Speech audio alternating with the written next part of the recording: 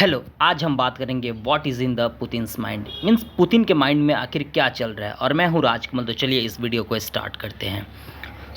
यहाँ पर हैं रशियन प्रेसिडेंट व्लादिमीर पुतिन और इन्होंने कल एक अनाउंस किया कि Putin mobilizes 3 lakh troops of war in Ukraine and warns he is not bluffing with nuclear threat. Means इन्होंने जो अपने 3 लाख सैनिक हैं उनको मोबिलाइज करने को कहा है और उन्होंने बोला है कि अगर ये वार अगर एक लिमिट को पार कर जाती है तो वो न्यूक्लियर बॉम्ब को भी यूज़ करने से पीछे नहीं हटेंगे। और ये कोई ब्लफिंग नहीं है। ब्लफिंग मीन्स होता है कि बस ऐसे ही कोई बात बोल देना जिसका कोई सिग्निफिकेंस ना हो। तो उन्होंने बोला है कि इसे ब्लफिंग मत समझना, मैं कर सकता हूँ अगर वो सिचुएशन आया तो। और ये न्यूज़ रिपोर्ट की गई है 21 सितंबर को। यहाँ पर इन्होंने 24 फरवरी 2022 को एक स्पेशल मिलिट्री ऑपरेशन चलाया। रशिया अपने अनुसार बोलता है इसे स्पेशल मिलिट्री ऑपरेशन, लेकिन पूरी दुनिया इसे मानती है कि एक वॉर था। रशिया ने एक वॉर वेज किया यूक्रेन के अगेंस्ट में। यहाँ पर जो 5:30 बजे सुबह में मॉस्को टाइम में जो व्लादिमीर पुतिन अपने स्टेट टेलीविज़न पर आते हैं और बोलते हैं कि उन्होंने कुछ पेपर साइन किया है एलपीआर और डीपीआर के साथ। एलपीआर मीन्स होता है लुहांस्क पीपल्स रिपब्लिक और DPR means Donetsk people's republic. और उनके सपोर्ट में वो एक स्पेशल मिलिट्री ऑपरेशन स्टार्ट कर रहे हैं यूक्रेन के अगेंस्ट में। पूरी दुनिया यहाँ पर बोलती है कि रशिया ने यहाँ पर वॉर युद्ध छेड़ दिया है यूक्रेन के अगेंस्ट में। और रूस ने यहाँ पर जो प्रांत है जिसको डॉनबास बोला जाता है, ये ऊपर लुहांस्क पीपल्स रिपब्लिक है और नीचे डोनेट्स पीपल्स रिपब्लिक है। तो यहाँ पर इन दोनों देश के सपोर्ट में रशिया आता है युद्ध में और यूक्रेन के अगेंस्ट आ जाता है और यूक्रेन के बहुत सारे देशों पर बमबारी करता है। और ये नीचे जो आप ये प्रांत देख रहे हैं ये इसे क्राइमिया बोला जाता है। क्राइमिया में 2014 में जो क्राइमिया जो एक प्रांत होता है यूक्रेन का, उसे रशिया पहले ही अपने आप में मिला चुका रहता है। इसलिए रशिया को कोई डर भय नहीं होता है। और रशिया यहाँ से फिर से एक सदन रीजन से जाता है और इसका जो एक प्रांत है, नीचे 2 प्रांत आप देखेंगे, यहाँ पर है खेरसन प्रांत और ये है ज़ैपोरिज़िया प्रांत। यहाँ पर वो एक ऑफेंसिव अपना स्टार्ट कर देता है और पूरी देश में यूक्रेन के हर शहर में बमबारी करना स्टार्ट कर देता है। जस्ट लाइक यहाँ पर कीव में, यहाँ पर चर्निएव में, यहाँ पर लवीव में, हर जगह कर देता है। और यहाँ पर चेर्नोबिल न्यूक्लियर पावर प्लांट है, वहाँ पर भी करना स्टार्ट कर देता है। तो पूरी दुनिया को होता है कि रशिया यहाँ पर पूरी तरीके से ऑफेंसिव मोड में आ चुका है। लेकिन यहाँ पर रशिया जो होता है वो ज़्यादातर उसे सफलता नहीं मिलती है शुरुआत में। और रशिया जो होता है वो अपना पूरा ध्यान बस और इस एरिया में कंसंट्रेट करता है। यहाँ पर 4 राज्य आता है, ये आ जाता है लुहांस्क, डोनेट्स, ये ज़ैपोरिज़िया और ये खेरसन आ जाता है। तो मीन्स 4 राज्य में रशिया जो होता है वो अपना पूरी तरीके से ध्यान कंसंट्रेट कर देता है। और 5वां राज्य को तो वो 2014 में ही पहले से कब्जा कर चुका होता है। यहाँ पर हम बात करेंगे कि कितनी जो टेरिटरी है यूक्रेन की टेरिटरी वो रशिया के कब्जे में है। तो एज ऑफ 12 सितंबर, ये बीबीसी की रिपोर्ट है, मैं खुद से नहीं बता रहा हूँ। तो यहाँ पर इतनी मीन्स आप बता सकते हैं कि 15% जो रशिया की भूमि है यूक्रेन की भूमि है वो रशिया ने कब्जा कर चुका है 24 फरवरी के बाद। और क्राइमिया को आप एक्सक्लूड कर दीजिए, इसे आप हटा दीजिए, ये पहले ही वो ले चुका है।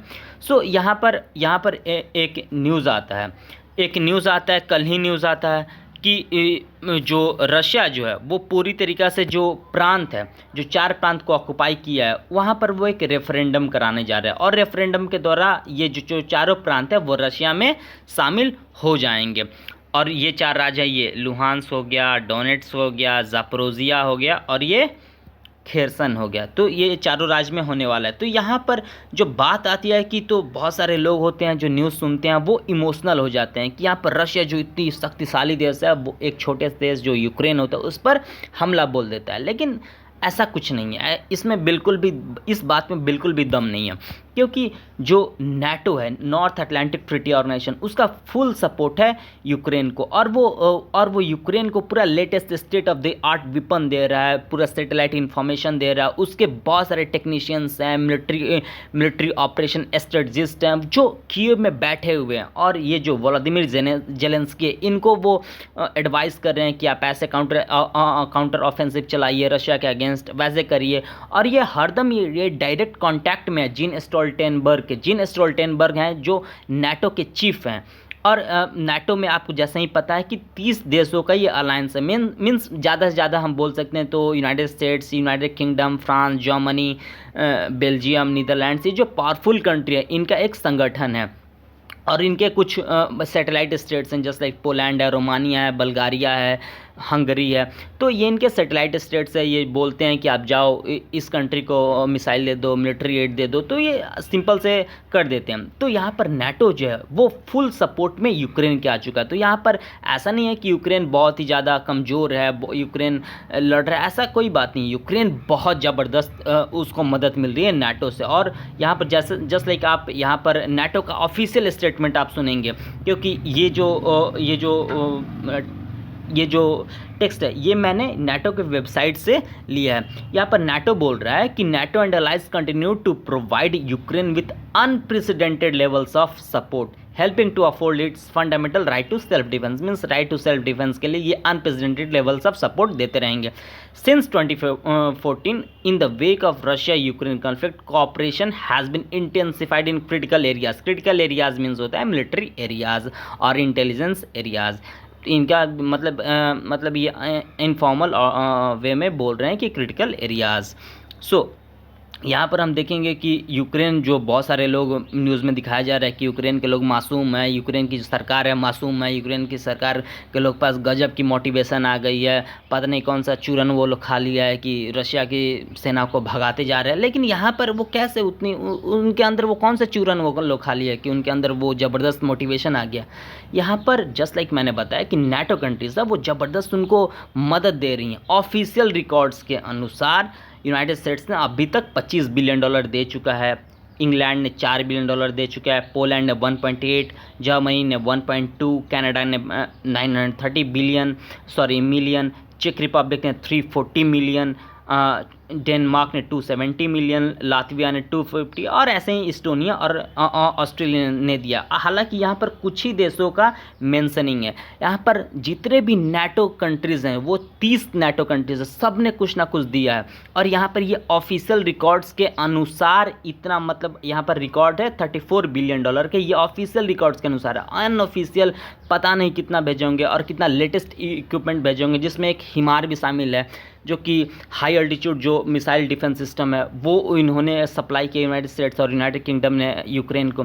तो उसे यहाँ पर इंक्लूड करना ज़रूरी है, इसलिए क्योंकि यूक्रेन जो है वो कोई भला मानुस नहीं है। और यहाँ पर जो न्यूज़ में दिखाया जा रहा है कि यहाँ पर रशिया ने बॉम्ब सेलिंग की है एकदम नेबरहुड में जहाँ पर लोग रहते हैं, और जस्ट लाइक यहाँ पर बूचा किलिंग्स को दिखाया गया। फिर से यहाँ पर बहुत सारे एरिया में, जस्ट लाइक खार्किव के एरिया में दिखाया गया कि बहुत सारी कब्रें निकली हैं जो रशिया ने। तो यहाँ पर जो यूक्रेन की सेना है यहाँ पर भी वो डोनेट्स, लुहांस्क, ज़ापोरोजिया, खेरसन में भी कर रही हैं और आम लोगों पर वो बॉम्ब सेलिंग कर रही है। लेकिन यहाँ पर जो वेस्टर्न बैक्ड मीडिया चैनल्स हैं जो आपको नहीं दिखा रही हैं बहुत सारे, क्योंकि यहाँ पर इंफॉर्मेशन वारफेयर चल रहा है और इंफॉर्मेशन वारफेयर में पूरी तरीके से रशिया हार चुका है। वेस्टर्न डोमिनेटेड जो न्यूज़ चैनल्स हैं, न्यूज़पेपर्स, उसमें पूरी तरीके से हार चुका है। मीन्स ऐसा तो नहीं है कि जो यूक्रेन को हथियार मिल रहा है वो यूक्रेन पूरी तरीके से मिलिट्री जो सेंटर है रशिया का उसी पर बमबारी करे, आम लोग पर बमबारी नहीं करे, ऐसा तो बिल्कुल भी नहीं हो सकता है, क्योंकि कोई भी देश मासूम होता नहीं है इंटरनेशनल पॉलिटिक्स में।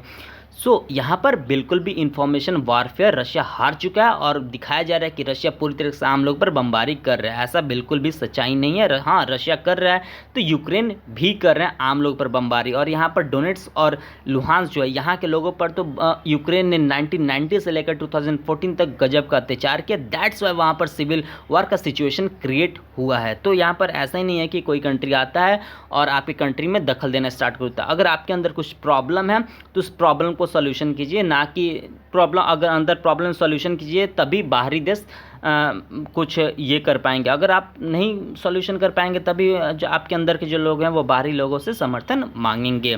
So thanks. आपको मेरा वीडियो कैसा लगा आप मुझे इस वीडियो को लाइक कर सकते हैं, शेयर कर सकते हैं और सब्सक्राइब कर सकते हैं। So thanks.